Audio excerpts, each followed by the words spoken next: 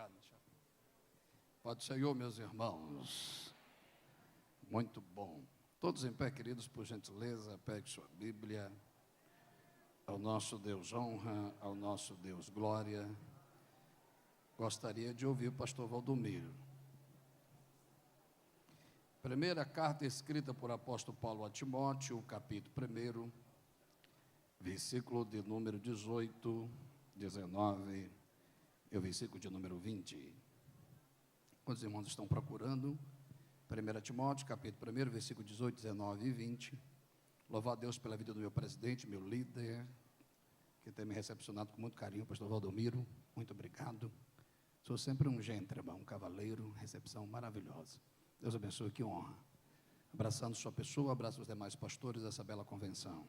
Cantora Anastácio, prazer revê-la novamente. Tivemos em Três Lagoas, na época do pastor Ledir Ribeiro. Deus abençoe, satisfação revê-la. Meus amigos, pastor Samuel, pastor Alex, estão me devendo, depois eu vou cobrar, viu? Tá? Deus abençoe, muito obrigado. Val, que é prazer revê-la. Arilson, Gessé Nunes, que é minha família, eu botei Nunes no sobrenome. Francisco Oliveira, grande pregador. 1 Timóteo, capítulo 1, versículo 18, 19 e 20. Quem achou, diga graças a Deus.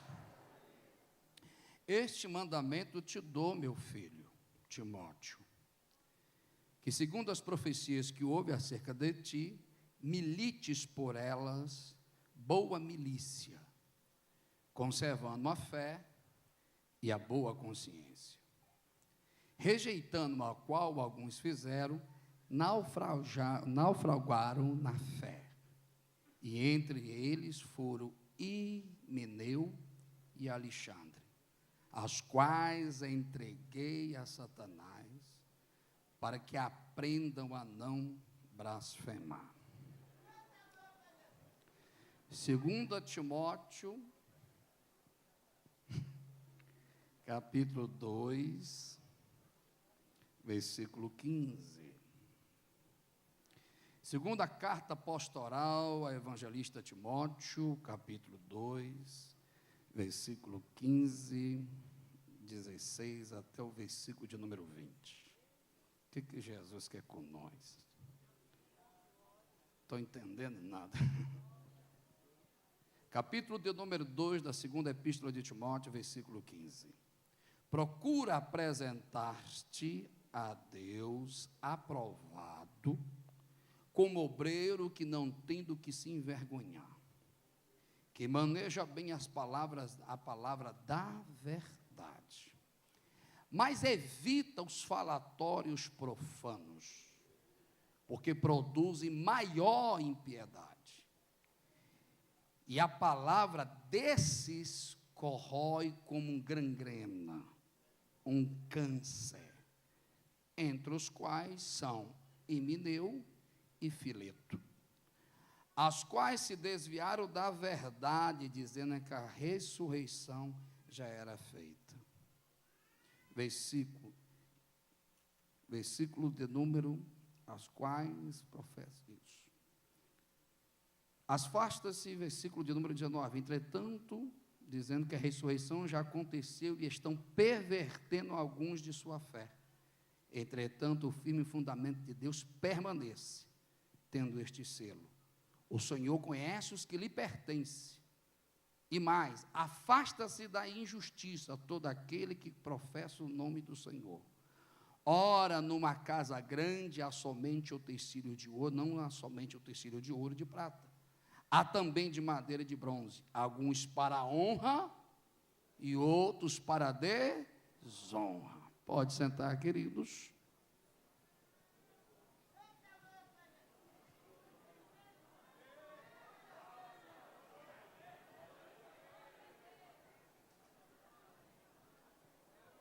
Apóstolo Paulo, depois da pessoa bendita do Senhor Jesus Cristo, é reconhecido como maior mestre da igreja do Senhor Jesus. É claro que a maior literatura doutrinária às igrejas partiu da instrumentalidade de Paulo. E a sua metodologia de ensino, a sua forma doutrinadora, ele divide as suas cartas em 3 categorias. Quantas categorias, irmãos? 3. Primeiro, que nós chamamos de doutrinas universais para a igreja. A carta é escrita para que seja lida para a igreja, e a igreja vinha ter a dissertação do assunto e praticá-la na sua forma de compreensão do evangelho. Então, doutrinas de comportamento a todos. Segundo é outro extremo, que a gente chama de pedido pessoal.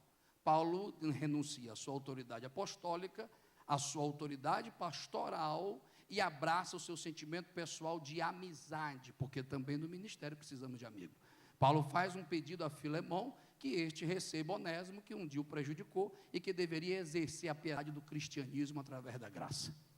E nesse extremo, entre a doutrinação para a igreja e o pedido pessoal de Paulo a um amigo, há o grande desafio de Paulo a ensinar, influenciar, formar membros que se tornem obreiros para exercer o ministério, para servir o corpo místico de Cristo, a igreja, dentro da instituição igreja, da parte organizacional, da parte orgânica do corpo, que é a organização, vamos dizer, de sua jurisprudência interna. E nessa qualificação, Paulo divide entre bispos, pastores, presbíteros e diácono. E dá cada essas categorias, princípios do evangelho, para que exerça isso. Você vai me entender.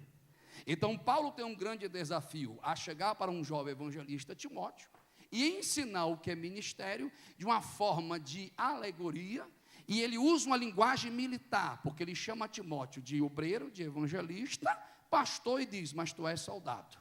Então ele está dizendo, você não está só exercendo o ministério dentro do dogma, ou aplicando a sua estrutura ministerial dentro da instituição. Entenda que quando você recebe a chamada episcopal, você recebe uma chamada para um campo de batalha. Tu és soldado à guerra.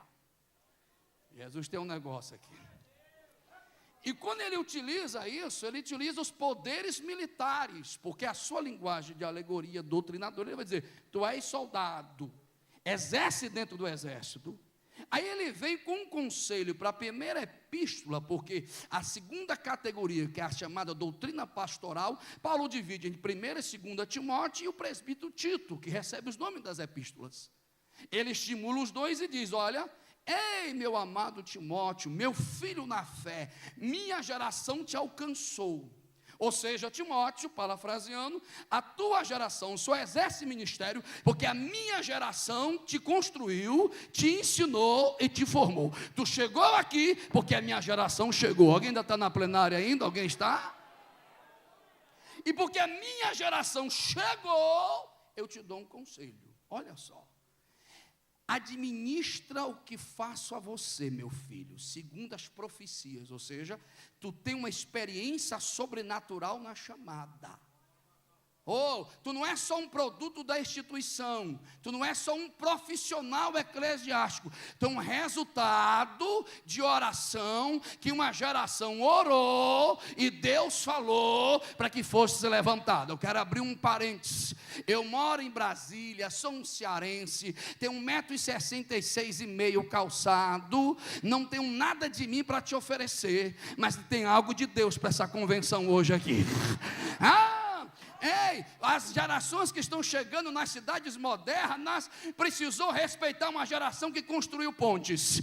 Uma geração que foi chegando agora tem que respeitar as estradas que foram abertas. E tem gente que é muito doutor do achismo, doutor de rede social, argumentação de gente covarde, porque quem se esconde atrás de um computador é porque não tem caráter de homem para se apresentar. Mas Deus não conta com covarde, Deus conta com soldado para a peleja. Cadê esses soldados? Ei, vai estreitar.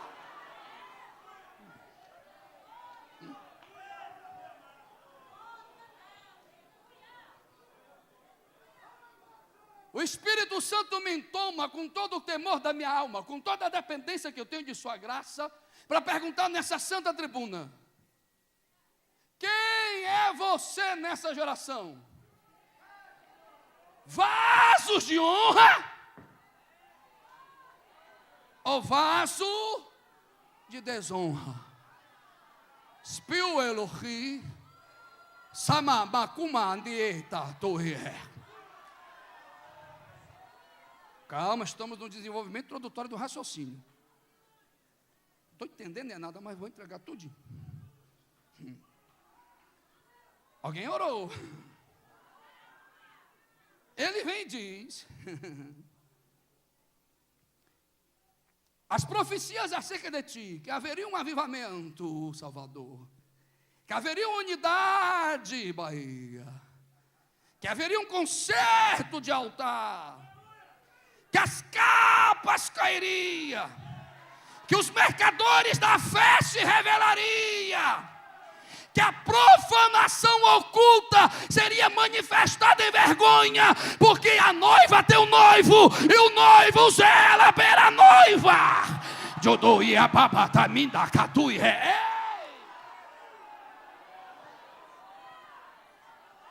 Eu vou dar lugar. Não, já tem coração murmurando, mensagem comprada, mensagem pedida, mais um vendido. Uma coisinha que papai me ensinou foi ser homem. E eu tenho muito vergonha na cara. Tem gente que não está honrando as calças, porque se esconde através de redes sociais. Se mostra, macho. Assuma quem tu é. Hoje é o dia que esse lugar vai se abalar, porque tem gente orando e Jesus está respondendo: cadê os vasos de honra? Cadê os vasos de honra? Cadê você?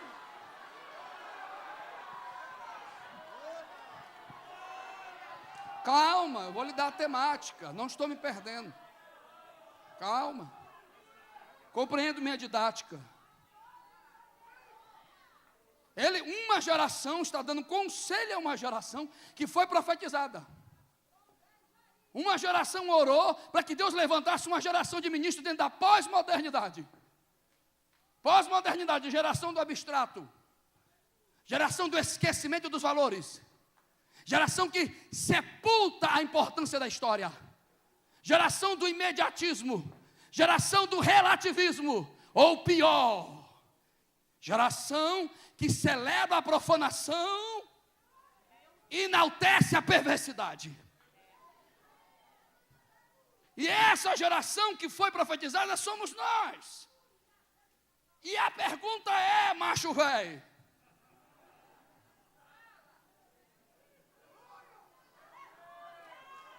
dentro desta casa, tu é aqueles que são soldados para a guerra, ou tu é os instrumentos que atrapalham os soldados na guerra? Ou você é o soldado que exerce o ministério, ou você é o instrumento do diabo para gerar câncer dentro da igreja. Mas eu vou gritar que eu estou possuído por Deus aqui. Aleluia. Pode até as feridas, pode ter os profanadores, pode até aqueles que desviam a fé dos outros, mas o dono da noiva diz: ele expulsa, ele lança na mão de Satanás, mas ele também sara feridas dessa casa. Quem me ajuda a adorar? Quem me ajuda a adorar? Cadê os pentecostais? Aí na galeria, tem ou não?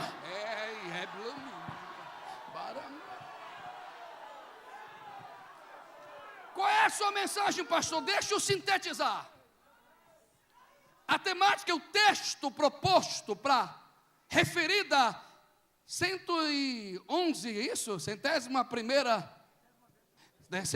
décima primeira GO, é o temor de Deus na vida e o avivamento do corpo de Cristo. E a aplicação deste avivamento dentro da instituição é as características que o Lucas, médico amado, único não judeu, narra em Atos. E uma dessas características era comunhão, partir do pão, oração junto. E pelos milagres, toda a alma tinha temor. Temor não é medo da divindade. Porque a interpretação ocidental sobre temor usa de uma terminologia que não se aplica ao Velho Testamento.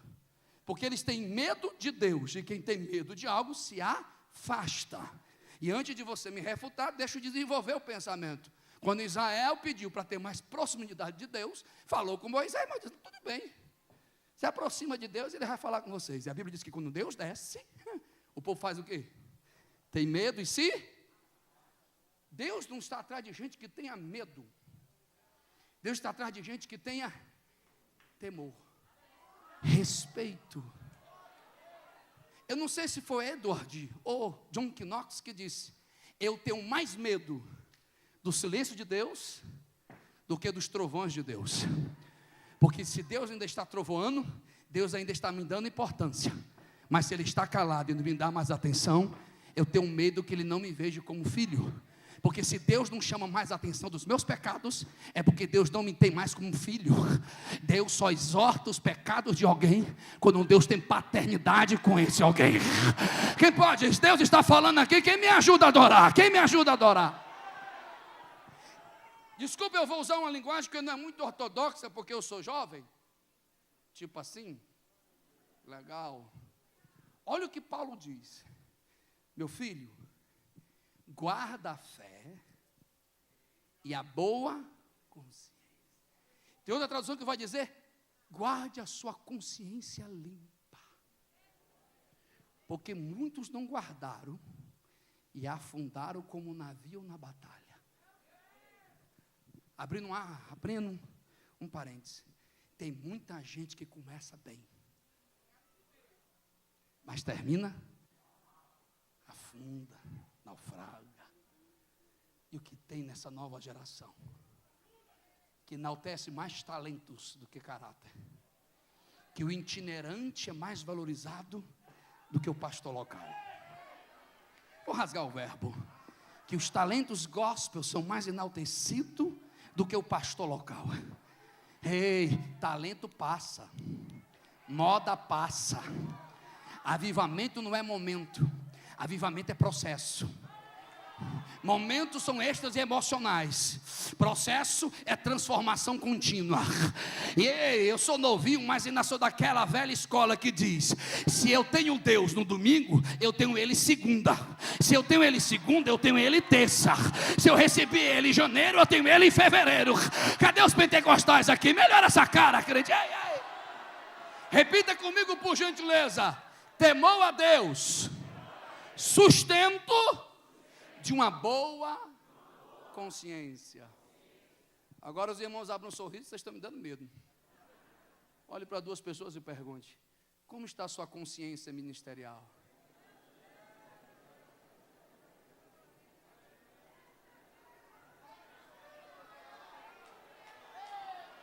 Alô?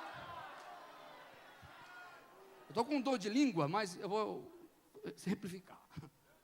Temor é o medo de perder aquilo que é essencial. Ou seja, temor é medo de perder a presença. Moisés, bichinho, já garantiu o futuro, já garantiu o presente, já fiz o milagre, garanta até o anjo, a vitória já está garantida. Tu vai prosperar na terra. Pega o beco. Vou nada, não me deixe sair daqui. Nem toda prosperidade é bênção. Nem toda porta aberta é bênção. Porque se uma prosperidade sacrifica a minha consciência, não veio de Deus.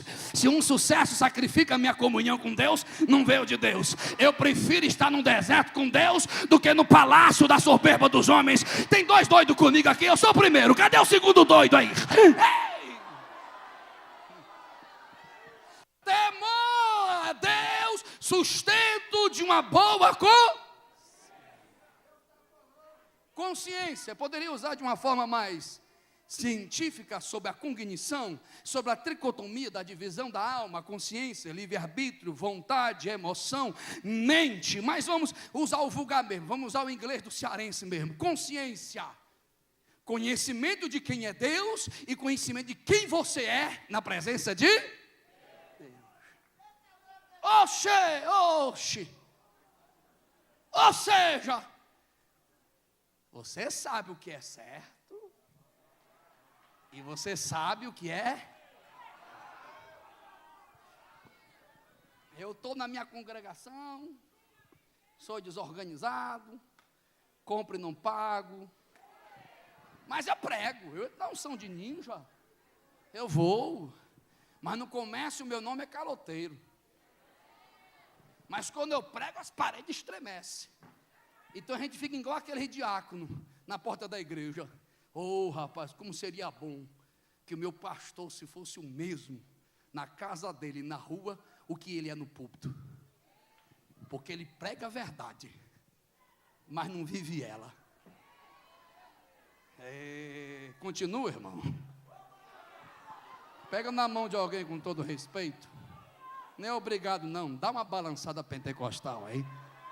Diga: vaso de honra. Tem temor e consciência limpa. E você?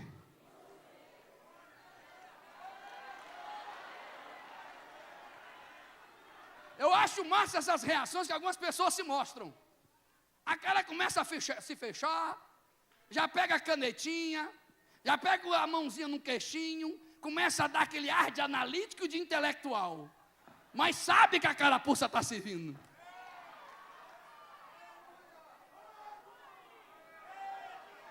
Guarda o temor, parafraseando, para sustentar a tua consciência ministerial. Porque se tu não guardar esse temor, o teu ministério que está em uma guerra, que é um navio, vai afundar. É tão sério igual Himeneu, Sergon, não vale uma cibalena vencida. Isso é linguagem internacional. Porque o Ceará é outro país. Lá a gente já cresce falando inglês. On to high, on to high. Eu acho massa crente, a gente começa a rir e a pancada. Olha que Paulo diz, moço, que palavra grosseira, bruta, ignorante. Eles estavam me prejudicando e prejudicando o ministério. E como autoridade, nós o excluímos e o pior, entregamos na mão de... Eu não sei nem porque esse texto veio. Ah, mas pastor, calma, irmão, você não me conhece. Eu tenho 38 anos. Parece ter uns 30. Mas com a barriga já está com uns 40. Tamanho de 12, mas tudo bem. E a gente vai chegando perto dos 40 e começa a esquecer as coisas, né? Esqueci o cinto, a costa está quase caindo. Escute. A primeira igreja que eu dirigi tinha 19 anos. Então não estou com palavras teóricas. Desde os 20 eu trabalho dentro de convenção. Então não estou como menino aqui. E desde os 20 sou itinerante, vivo as duas realidades. Pastoreio, vivo a convenção e sou itinerante. E vou rasgar o verbo com você. Ô geração de gente sem vergonha. A igrejinha passa um ano trabalhando, vendendo coxinha, vendendo empada. Me convidaram, então. Não, só vou se der o sinal. Damos o sinal.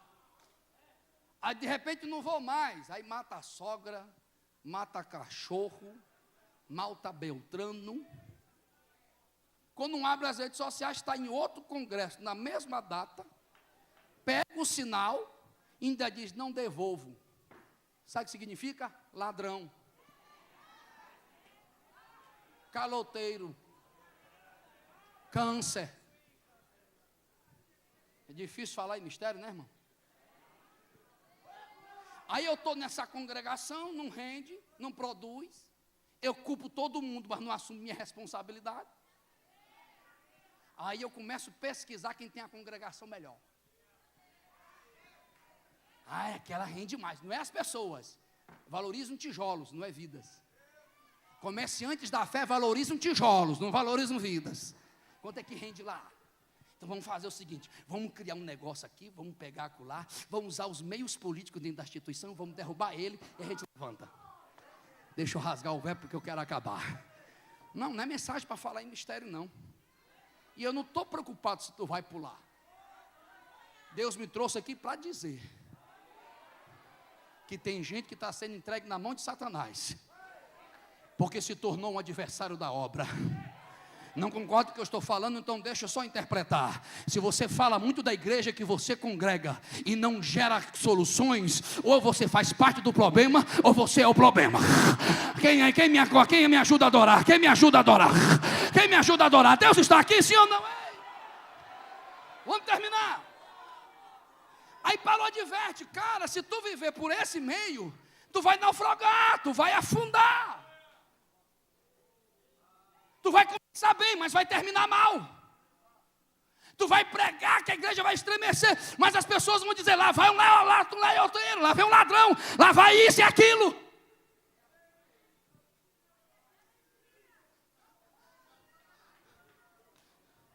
Eu cheguei para Jesus hoje, 4:30 da manhã, e digo, não vou pregar isso não. Não vou. Vão me bater nas redes sociais, já tem gente filmando aí. Já tem gente digitando ali. Tem gente observando aqui. Tem Judas aqui.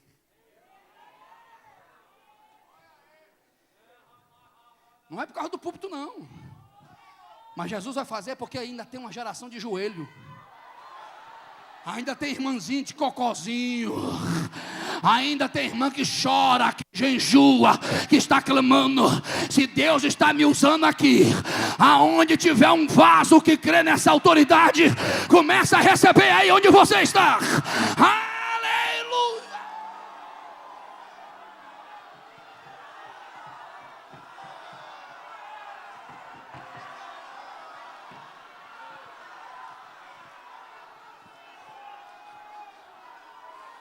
Se tu não tiver temor, se tu não guardar a tua consciência, uma hora tu vai afundar.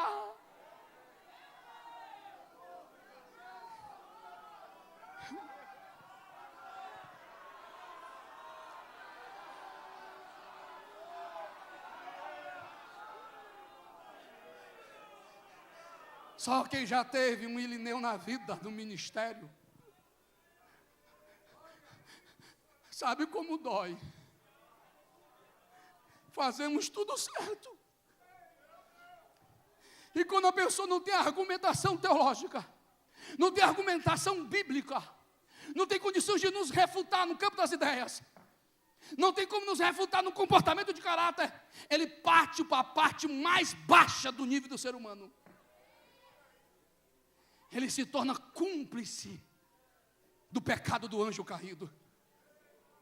Ele entra numa soberba tão grande, pelas suas complexidades, pela sua deformidade de caráter, que começa a difamar quem tem vida com Deus.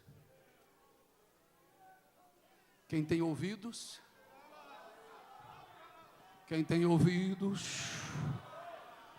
aonde tiver uma alma que ainda tem temor de Deus,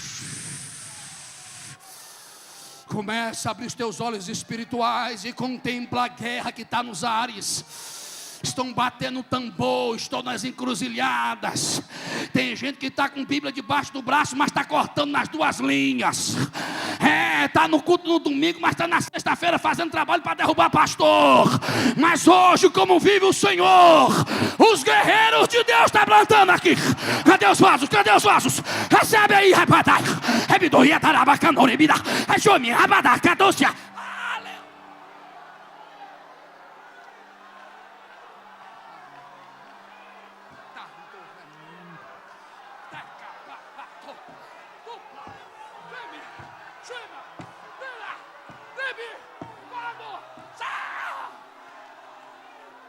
É tempo de guerra. Não dá para se esconder.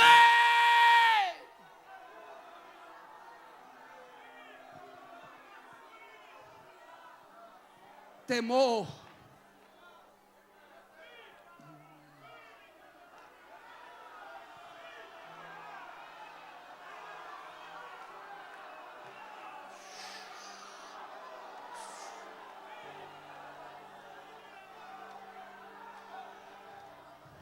Como está a sua consciência?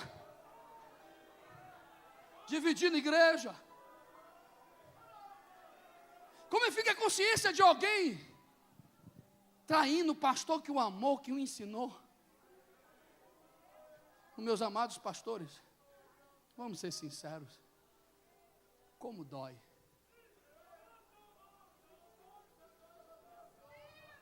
Como dói.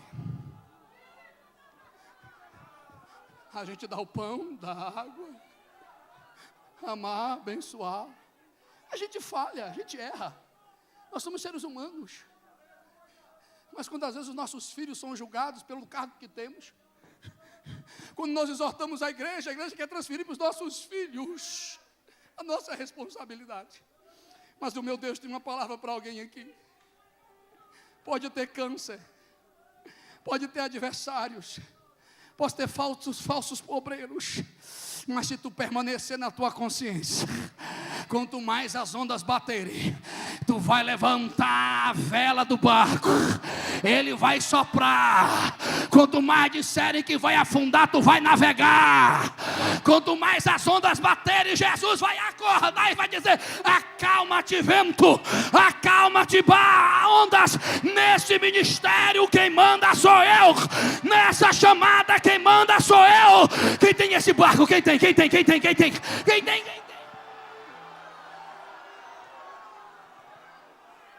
Rebiando e terra macabatou. Espimi eu dou revaua. Eu tenho intimidade contigo, homem, e sei dos teus dilemas e da tua indagação. Mas eu te digo, fevereiro de 2017, 2018, 2019, o vento bateu, a morte chegou face a face para levar a tua, mas eu te despertei naquela madrugada, levantei a mão e te ouvi e dei o livramento. E quiseram corromper a tua, mas tu não deixou, e eu vou te honrar. Tu não me pediu uma resposta? Recebe esse renovo agora. Espírito Santo, aonde tiver um guerreiro aqui hoje, aonde tiver um crente que não vai naufragar, aonde tiver um ministro que não vai afundar, toma ele agora em autoridade aí. Toma ele agora. Chorabara, chorabara.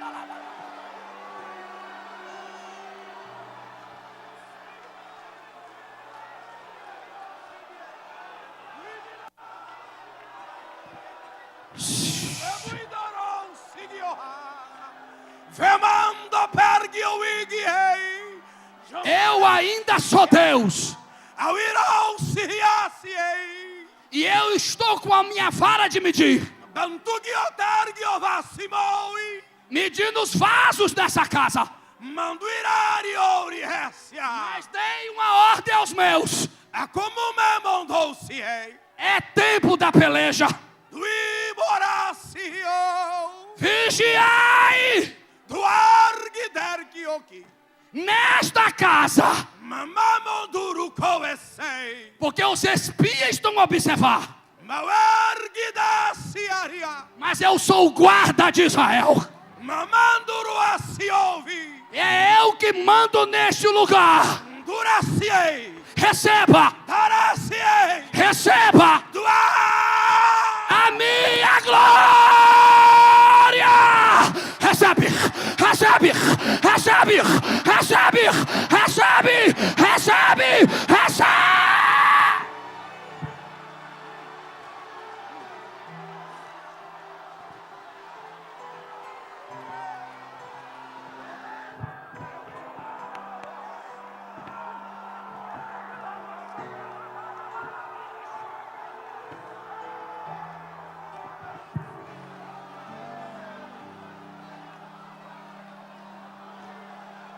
Escrevi um bocado de coisa, anotei um bocado de coisa, mas Jesus não deixou eu falar. Deixa eu concluir. Sente, por favor. Já prepara aí. Você já me conhece.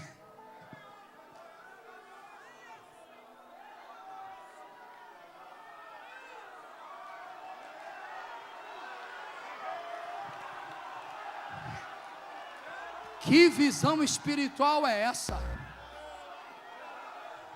Deus me mostra sobre as mãos dos pastores. Sabe aquela maleta que tem cruz assim? Primeiro só corre. Eu digo, Jesus, que é isso? Diga aos meus servos que tem feridas que só eu que trato,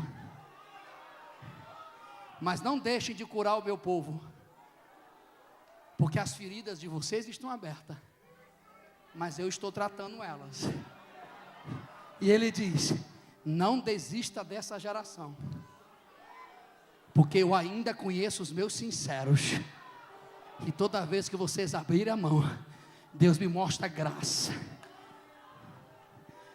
e essa graça caindo sobre o povo, não sei porquê, Deus está me dizendo, uma geração, outra geração, e outra geração lá em cima.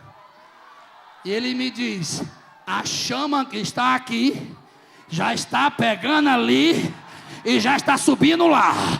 Eu vejo um vendaval lá em cima, e aonde tiver um adorador, começa a receber, seja cheio, cheio, cheio, cheio, cheio.